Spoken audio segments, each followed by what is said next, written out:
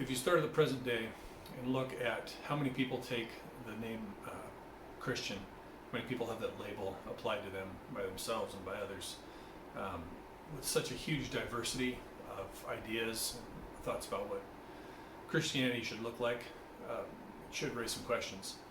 So if you start with what most people think of as a Christian church, what you see a lot of is what's considered a mega church, where you've got thousands and thousands of people focused upon a stage where there's some sort of band playing popular music and someone giving usually some sort of motivational message.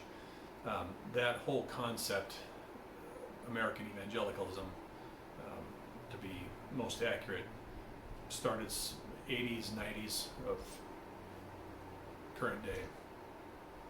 Go back from that, you see kind of the rise of independent churches and the born again movement in the 1970s, where people were moving away from the traditional Protestant type churches.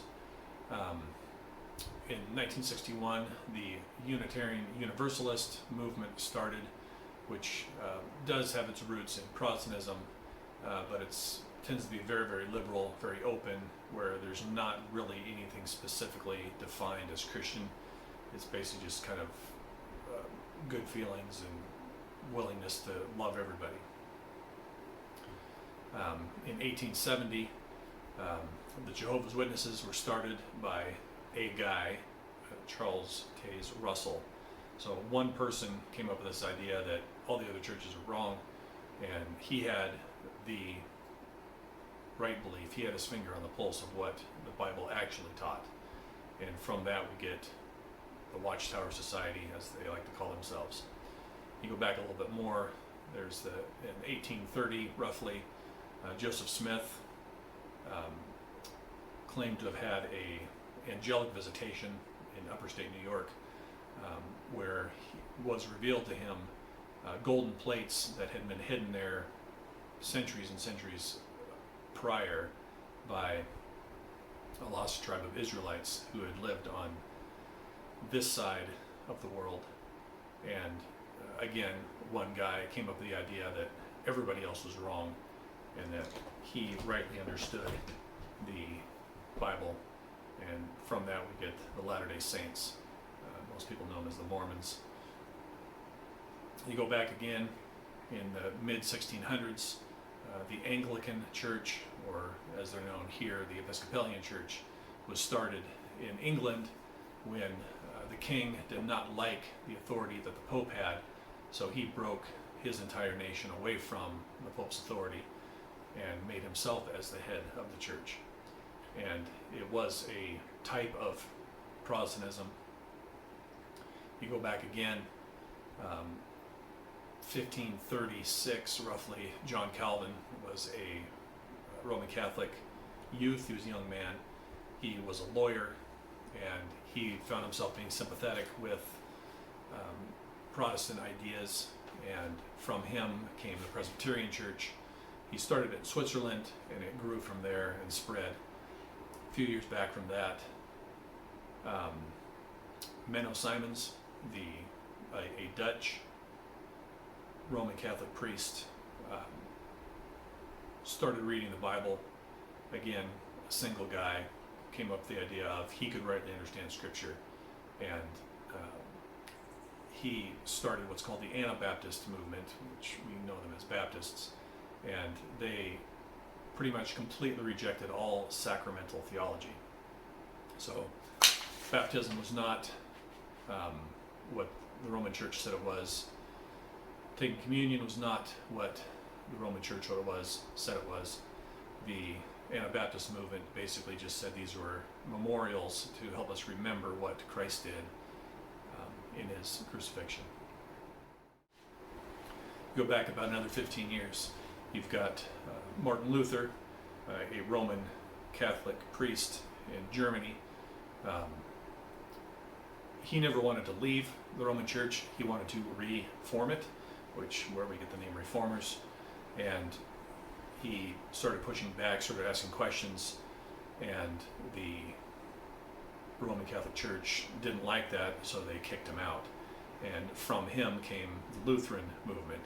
So again, another situation where one guy starts asking questions, starts thinking that he has the right understanding of Scripture. And it's from that the Roman Church saw its first major split in the formation of the Protestant Reformation.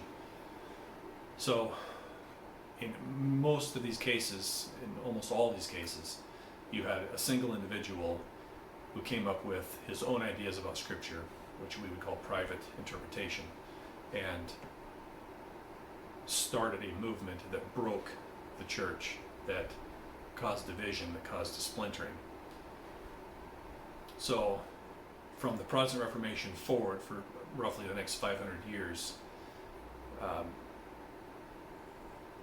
that movement has seen almost innumerable splits and splinterings, where there's somewhere in the range of at least 30,000 different denominations or independent churches that all have their own ideas about what the Bible actually says, where the idea is, we believe that someone came up with the idea, we believe that this was wrong where they were, and they thought, so I'm going to start something else and begin preaching what is actually Scripture. So you back up from the Protestant Reformation about, again, 500 years to 1054, when the Roman Church was invented. For several centuries, the popes had been building up this idea of the entire world of Christendom ought to be under the Patriarch of Rome's authority. So finally, in 1054, he made that proclamation, made that decision that everybody should be under his authority, that he was the sole representative of Christ on earth. But the other patriarchates, the other churches, so Jerusalem, Antioch, Constantinople, and Alexandria, each of those patriarchs said, no, that's not right. The church has never functioned that way. Each patriarch has equal authority with the others. So at that time, there was 5 patriarchates, there was 5 centers of power, and not any one of them had ultimate authority. They were a board of equals. So in the roughly 800 years prior to that, there was what's called ecumenical councils, where all the bishops would get together and discuss, what does the church actually believe and practice. So that's where we get things like the Nicene Creed. So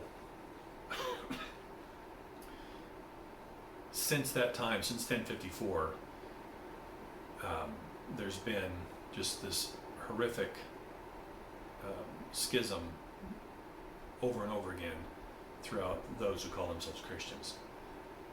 But the church that has not changed is the other 4 patriarchates.